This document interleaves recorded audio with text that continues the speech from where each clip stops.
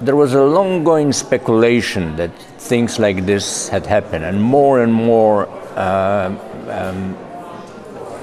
things were confirmed. Eventually, only the Lithuanian government officially agreed that yes, there were CIA planes landing on their territory, and they're supposed to be a prison. But it's a well-publicized fact that there were two other sites like this. One was in Romania, and another was in Poland. But none of the three Polish governments since 2002 admit that such a thing happened. But very recently there is an investigation, and even the idea that maybe the government of 2002, who actually must have agreed with the Americans that thing like this will be happening in Poland. Now the prosecution wants to really fill the charges to the government, to the Prime Minister, possibly even to the then President of Poland.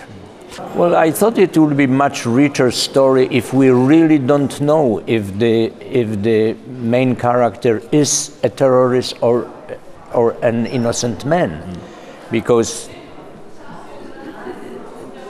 both ways he would be going through the same experience, and either he will gain our sympathy and solidarity with him or not. Some people may read him as a terrorist, and they would be put off and say, all right, he's a killer, he's an enemy. But some other people may think, all right, he's just involved by coincidence that he was a wrong man in the wrong place, in the wrong time. And the ambiguity of this situation plays for me the most important part, because it's like checking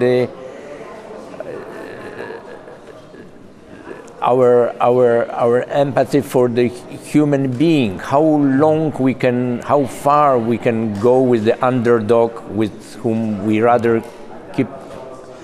But he does again and again and again things which, ethically we would not agree with.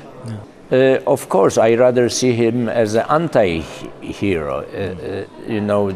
His actions are really difficult to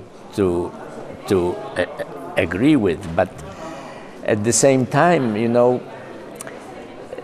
his struggle to survive is so enormous, so strong that sometimes we just feel for him that, all right, if you went through such a thing in your life, sometimes we wish him to survive. It is a story of one against many, one against everybody practically, including the nature, the very cruel nature with the cold. We actually were shooting in -35 degrees. Can you imagine? Night after night.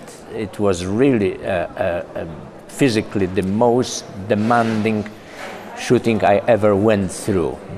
So the protagonist went through really a torture of nature as well, to survive in that temperature without clothes, initially with barefoot and chains on his legs. Whew, a heavy trip, I must say. Thank you.